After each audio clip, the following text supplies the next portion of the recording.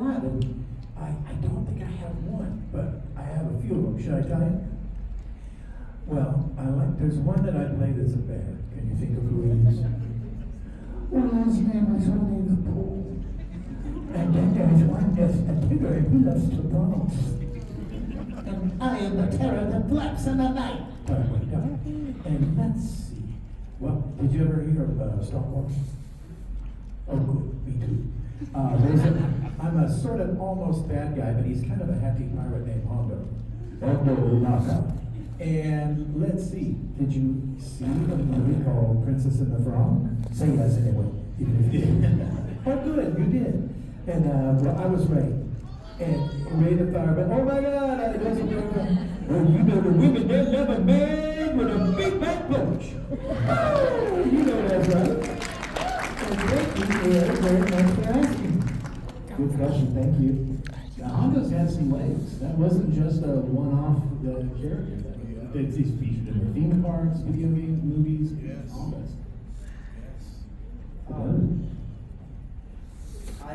I'd ask a better question, but I'm gonna ask it. That's all How right. many cups of sugar does it take to get to the moon? What was that again, I'm sorry? How many cups of sugar does it take to get to the moon? Yes. I saw the YouTube short about it, like with you and the voice of Goofy, so I just decided to ask it because I didn't have anything better to ask. That's a perfect. I didn't have anything better to answer, so it worked out perfectly. We're a good team, you know that? Yeah. Yes, you got it. We should work together. Well, I'll build that too. Take it on the road. You betcha. Thanks, bro. Hello. My name's John. Well, someone's having a good hair day. Yeah, it's a part of Ice King cosplay. Okay. But what was it like working on OKKO as Boxman, and how did you differentiate it from Robotnik? Like what did you do to? Well, he looked different and sounded different and had different words to say and was on a different cartoon show. But other than that, they were identical. I'm just kidding. No, I don't know. That was a great show. I thought it was underrated. I'm glad you liked it. I assume you liked it. Yeah, I really liked it. Oh, good. Send some letters. Maybe we'll start doing some more. I'm in, brother. Okay, thank you very much. Good question. Hello, what is your name? You pull it down towards that, Thomas. Like bro. Look at that. Yeah. Perfect. What's your question, bud? My question is whenever you did Winnie the Pooh, you were doing multiple characters at once because the characters were talking one after another. Was that more fun for you, or was that more difficult? That's a pretty good question. But you know, I used to do them back and forth. You know, like Boo talking to Tigger, talking to Boo, talking to Tigger. And then every now and then, Tigger would start off like, instead of saying, well, it's time for me to go bouncing, he would say, well, it's time for me to go bouncing. And wait, let me do that again, Because it sounded like Boo leaped into Tigger, which doesn't sound like fun. So I would do all the Pooh lines first, and then we just started and then do all the Tiggers. And that way they kind of kept them separate. It's more better. That's a good question. Good job. Thank you. What grade are you in? I'm in 5th grade currently. Oh, good. I highly recommend doing 6th next year. Good man. Keep up the good work, brother. Thank you. Good job. Hello. Yeah. Hi. Sure. My name is Caleb. So one question I've always wanted to ask you this is, how is it like going from portraying Darkwing Duck and then going to portraying Negaduck, a very different character, especially when we saw in the DuckTales reboot, where effectively you started out as a character being Darkwing Duck and then transitioning to a negative version of him. Was it very similar or different, or how did that work?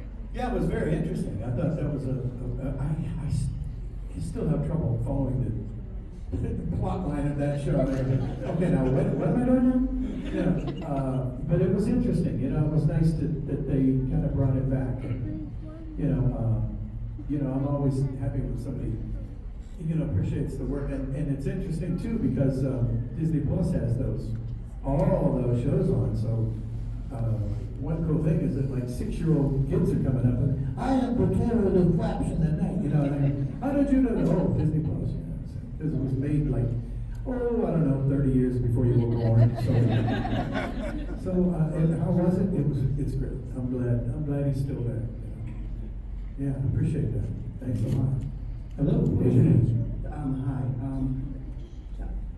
I'm Jesse, of course. I have a question, of course. Sure. Which character was the most hardest to voice, of course? The hardest one? Yeah. Oh, it would be Taz. Yeah, because, you know.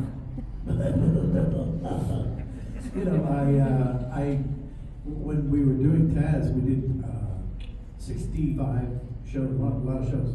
And it's interesting too, because there were only, I think, less than 5 cartoons from back in the day, you know, the 40s, or not 40s, the 60s.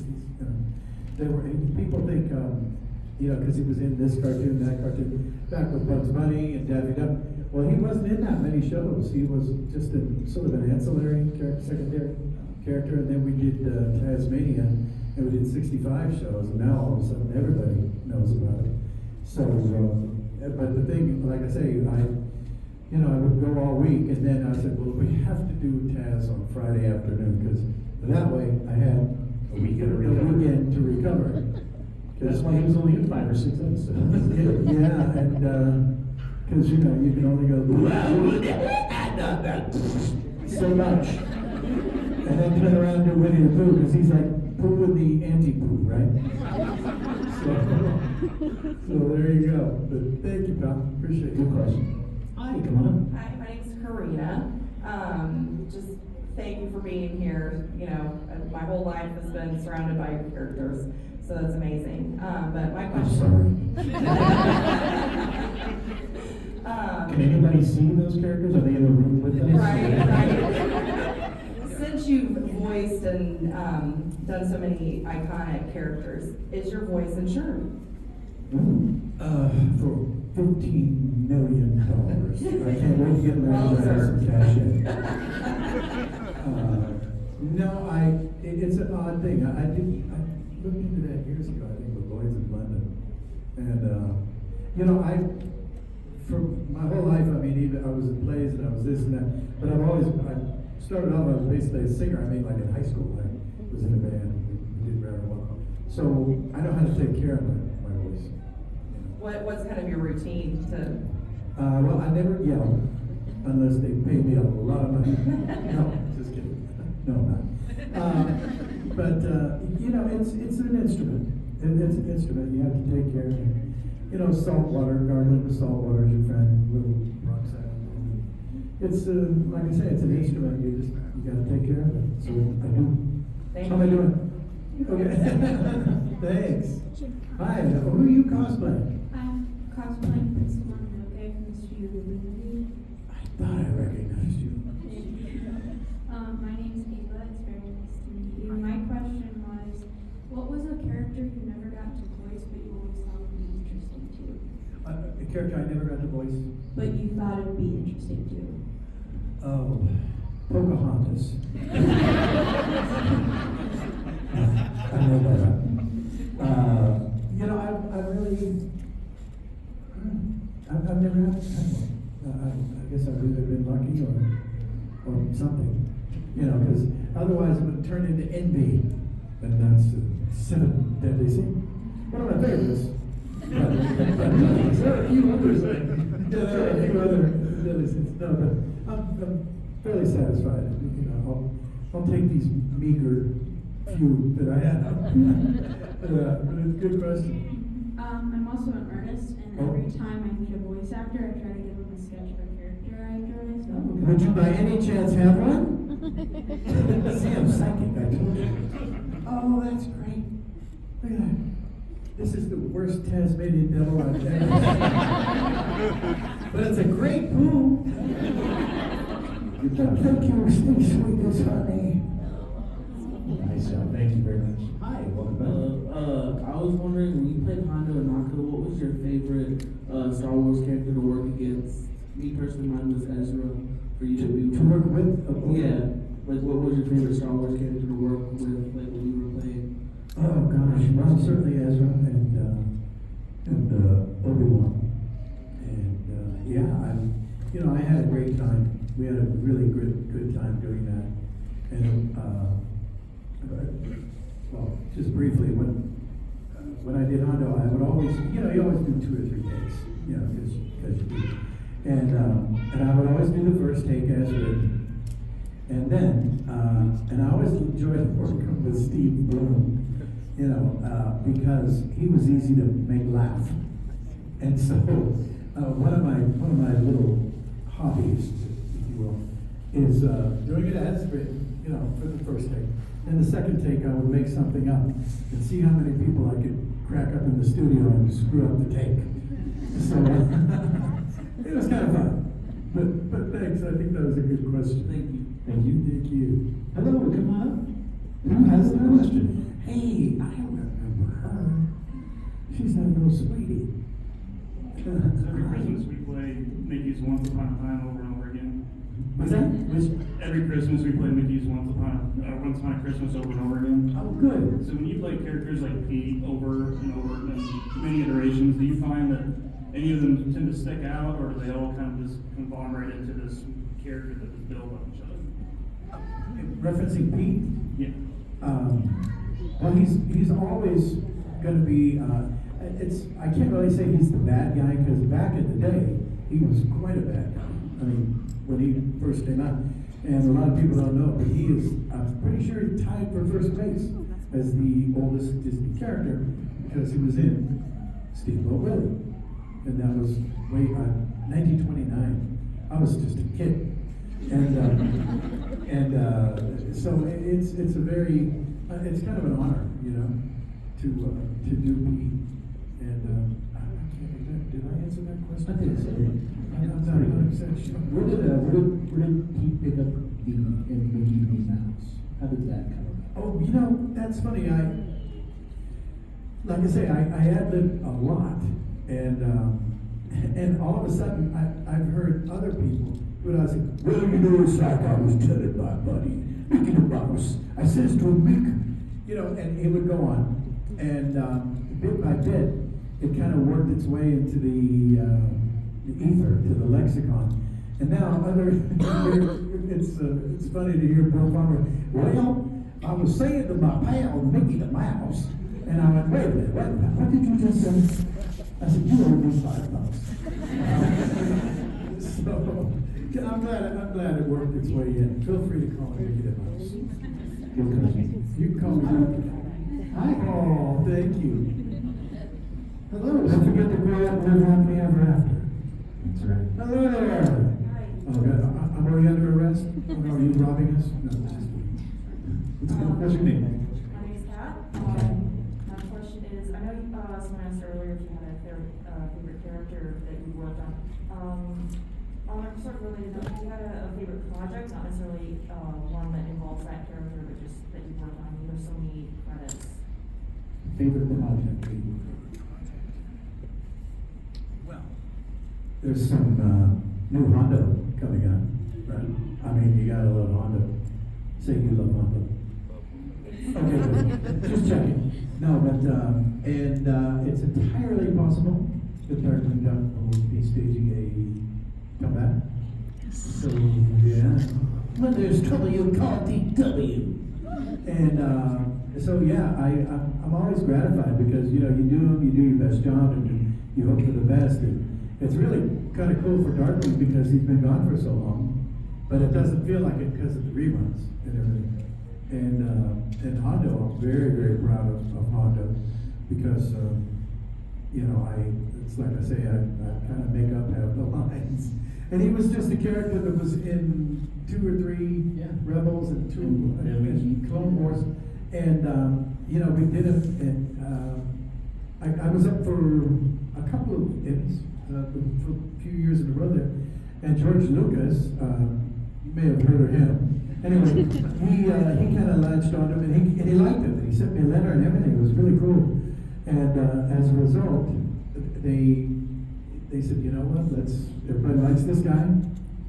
Gotta give everybody what they want. I'm glad they want Hondo. You want Hondo, right? Say yes. Good answer.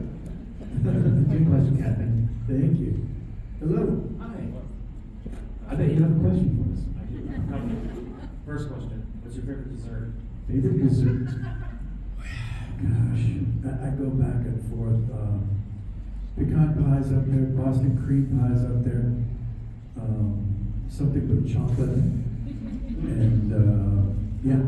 Good choice. Another question. Since you've been in a lot of Disney movies, did you also grow up watching Disney movies? I sure did.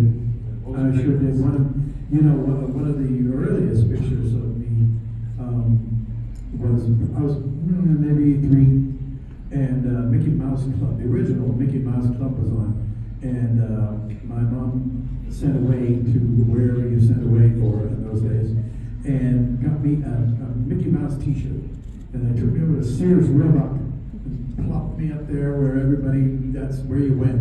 You just went to Sears Roebuck and had caramel corn. And they took a picture of me, and somebody surprised me at a con I did years ago, and it was this big 10 by 10 foot picture of me as a 3-year-old. Proud as I could be wearing my Mickey Mouse Club shirt. So I've been a Mouseketeer for a long time. How about you? Favorite Disney movies? Yes. Probably Lion King or Aladdin. Oh, yeah? Oh, those are good choices. Because, I was in them. What about Princess and the Frog? That's a good one too. Good answer. Okay. Thank you. And don't forget the next one.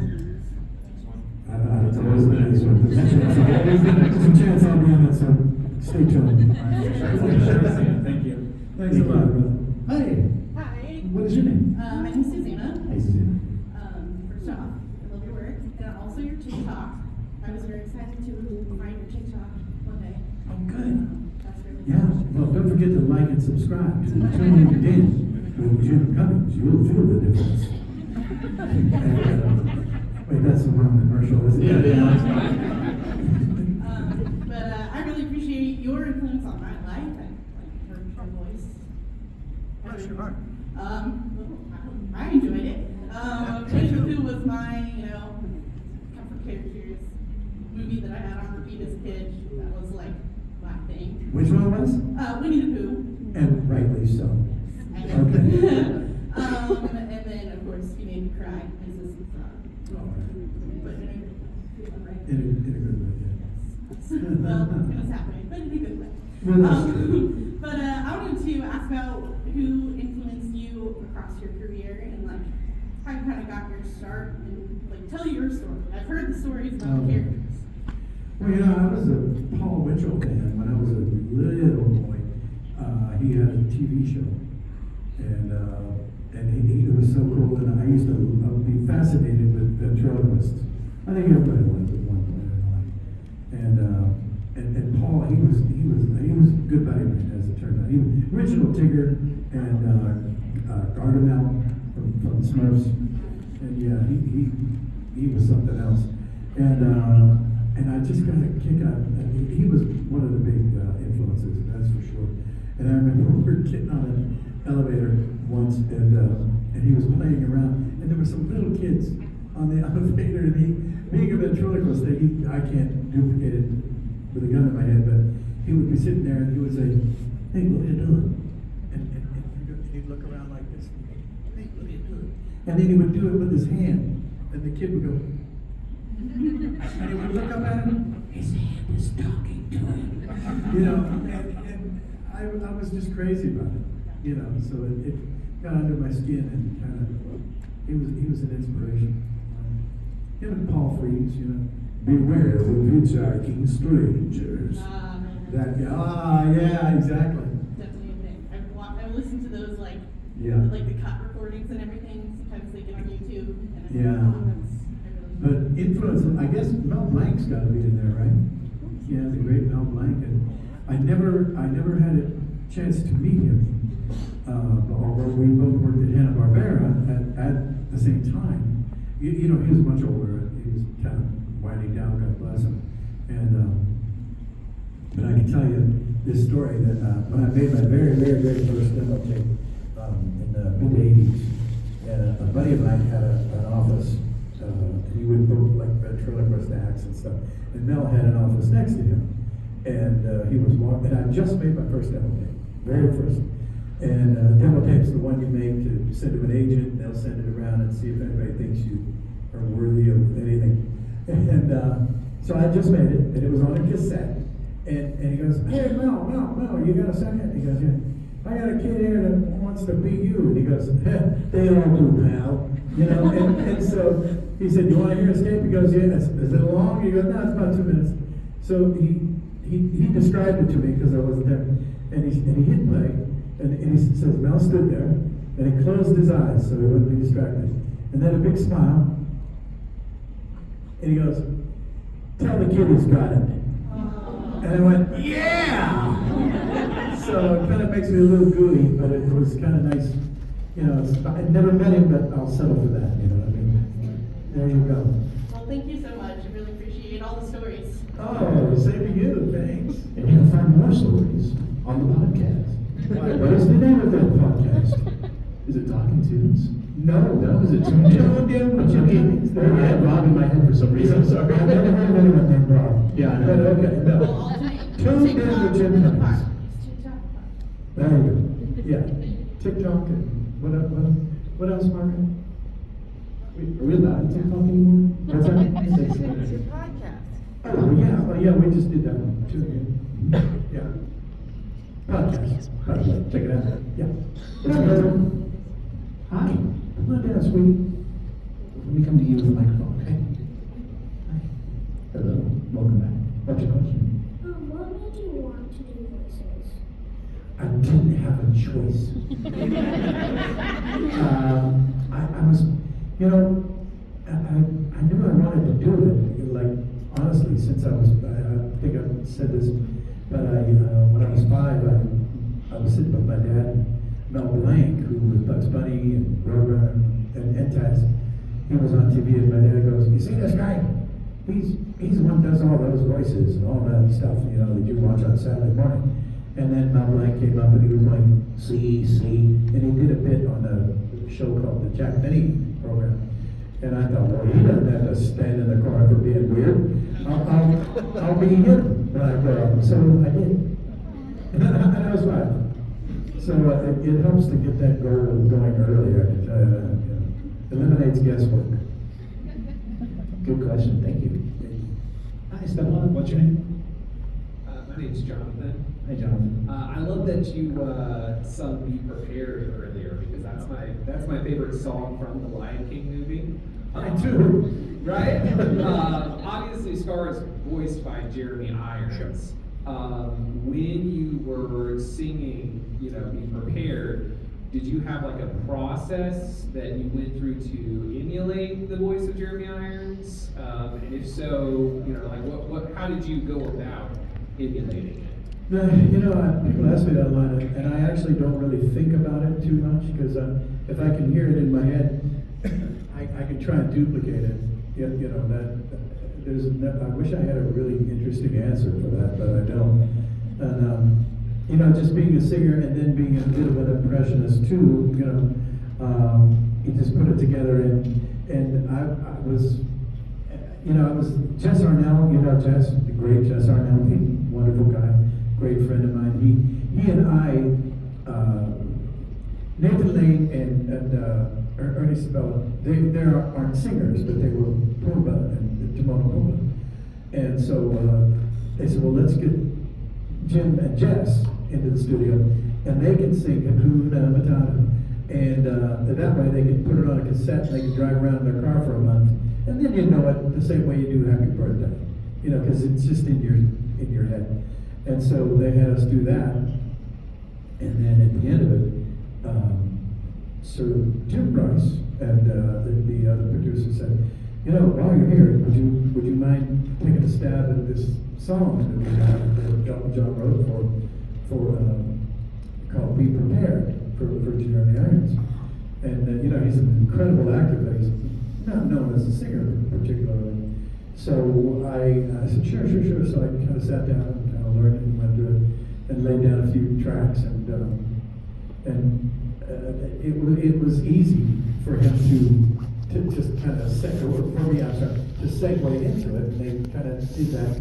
And the quick story is Jeffrey Katzenberg was back in Disney then, and they had said to him, well, Jeremy doesn't really sing, how are we going to do that, And so they said, well, we got Be Prepared done. Would you like to hear it? And so they listened to it, and he goes, oh, that's great. I thought you guys were worried. He sounds fine. What's the problem with that? And he goes, it's Jim. Hey, what that? Play that again. And I still read the cut, so throw them again. That's a good question. Well, yeah, I absolutely love it. I thought you did an excellent job. Thank you. That's what I do too. Thank you, pal. Did you see that he sang that at the Hollywood Bowl not too long ago? Yes. What did you think about that? I thought he sang it at the Hollywood Bowl. I don't know. He sounded great. Yeah, he sure did. Yeah, and he looked great too. Yeah, well, there's somebody who did it better. I didn't say a word. I thought it was wonderful. Howdy. So you mentioned that when you were young, you figured out pretty early that you wanted to go into voice acting. Were you doing that without the goal? Were you just like making up voices that you wanted to emulate and sing to your friends? Sure. Yeah, well, you do some that you're listening to cartoons, and I would do those, as best I could, and everything. And then one trick that I've told people is if you do a bad impression of somebody, I'll give you my secrets of the training. If you do a really bad impression of somebody really famous that everybody knows, they don't even know who you're doing. You have a new character. And if you do a perfect impression of somebody famous that everybody knows, that's cool. You never know, because you could end up using it. And if, like I've always said, my God rest her soul, my Aunt Grace and my Uncle Sam were in a lot of cartoons. And my Aunt Grace, this is a terrible thing, but she really did sound like this. There was a character in Bonkers. And he was the guy that, I'll tell you what, this is crazy. And it was my Aunt Grace. That's how she sounded. And my Uncle Sam would always come in, and he would be like a dragon or a troll that lived under the bridge. And so it was kind of cool. And I would call up my cousins. I go, hey, listen, your dad's going to be on Tailspin tonight. It would, So it's kind of cool. That's a little trick of the trade there. Cool. Thank you. Thank you. We will get through this line of questioning before we have to wrap up. So come on up. What's your name? You can tip that down if you'd like. Yeah. You got it. Like a pro. I'm Grace. Hi, Grace. Hi, Grace. You said earlier that you thought it would be interesting to voice Pocahontas' Because Irene's a close personal friend of mine. I want to put her out of work. No, I was kidding, darling. I couldn't do it. But I'm pretty good at playing her dad. Does that count? As the river cuts his path. I played Paladin. I'm just kidding. In the third one. Yeah. Another question. Yeah, go ahead. What's your favorite movie that you've ever voiced in? Casablanca. No. Gosh, I really like Princess and the Frog, and Lion King was great, and Aladdin. And Winnie the Pooh, the one that was named Winnie the Pooh. I almost can't really say because I just kind of like them all in a good way. The first one I ever did was Who Framed Roger Rabbit. I was 12. No. But I was bullet number 2. And I was a weasel. I was this big weasel all over the thing, and they cut the whole darn thing. But I'm still bullet number 2, so I'm handicapped. And my name, if you read the credits, please do, is right above Frank Sinatra's. So I joke that I had top billing. Congratulations, Grace. Good job. Thank you. Hello, what is your name? Hi, my name is Liz. I was wondering, have you ever had to do any kind of research for voices, like Ray from Princess and the Frog's accent or anything like that? Well, you kind of moved. For Ray? Or just any character, but that was one I thought of. Yeah, that's a good one. Well, no, when I was a kid, I was a deckhand. I probably told this before. On river out of New Orleans, I was a deckhand on a riverboat, and there were a couple of boats in which everybody was born in Louisiana, in the States, but English was their second language. Cajun French was their first language, and I mean, he's kind of a cross between a few people that I met back then. And like Leatherhead from the Teenage Mutant Ninja Turtles, he's a Cajun too, and he is he is a dead-on impression of Léonce Negrón. He was from Napoleonville, Louisiana, and in fact, I often wondered if his kids or grandkids heard him. Come on, hey Grandpa, you know this guy? Because it was a dead-on impression. But that's where I got it from. Being a deckhand on the river. Yeah, somebody has to do it. Another question. Thank you. Hi, you got 3 letters. Come on up. What is your name? Adrian. Adrian, what is your question? For when you did Darkwing Duck and Mega Duck, those are my favorite of yours. When you were doing, did you have like an idea of what you wanted? Did you have a thought process or a method for getting those voices, or are you just like, I will make duck noise? Well, Negaduck is really the same voice as Darkwing, but Darkwing is up here, the terror that flaps in the night, and Negaduck is down here, the terror that flaps in the night. My pin feathers, So I thought it would be fun to just kind of make them reminiscent, because they are. They're kind of like Pooh and the anti-Pooh, or whatever, the Darkwing and the anti-Darkwing. So I just made them sound like that, because they look pretty much alike, except that I think Negaduck has black irises. That's because he's evil. That he's evil. He's a bad guy. Sorry.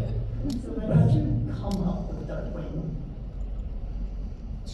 The way I do it is I'll look at the character, and then I'll, if he's a little bitty guy, sometimes it's good to give him a big old voice. And sometimes, you just kind of imagine him talking, really.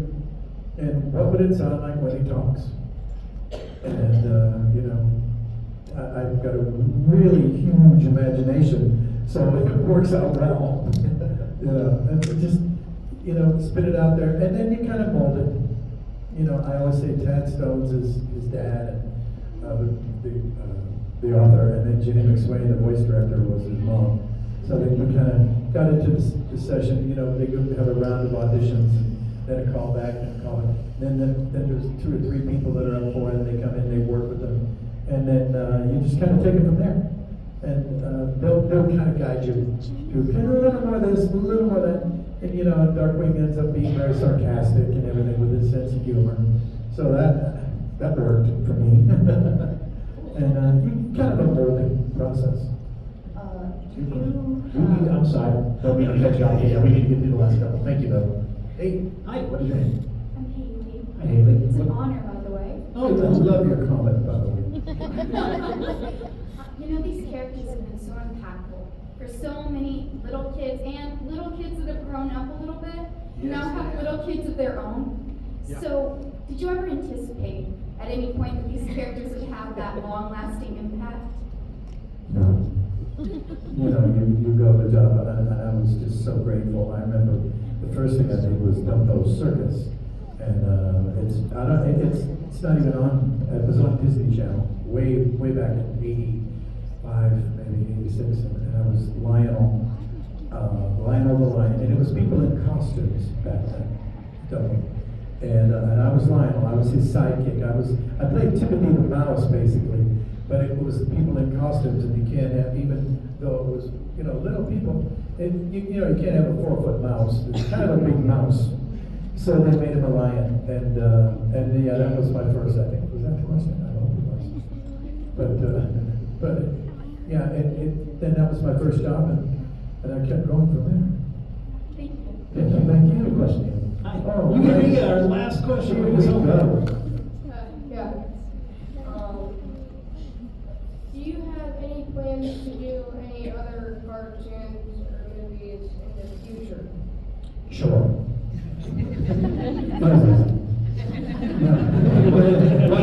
What he can't do is tell you what they are. Because then like, there's a little red dot that shows up on his forehead. Actually, there's 3 of them. They're the shape of mouses. Not a pretty sight. But thank you for asking. Stay tuned. And speaking of stay tuned, That sounds like a great name for a podcast. yeah, or tune in with Jim Cummings. Did I mention it? Am I forgetting anything? What am I forgetting? YouTube. We should check. YouTube. Okay, good. That's the best. That's the best part of everything. That's the best part of the. Yeah, you can get your podcast wherever you get your podcast. Yes. But go to the YouTube channel and like and subscribe because then you get to actually see it. And the episode you did with Jess still cracks me up. Oh, good. The wingman, the Winnie the Pooh wingman. Oh, sure, yeah. And with Ron Perlman, the great Ron Perlman, who is also here. Also one of my partners in crime. Thank you so very much. And you guys had a good time this last hour. Yeah.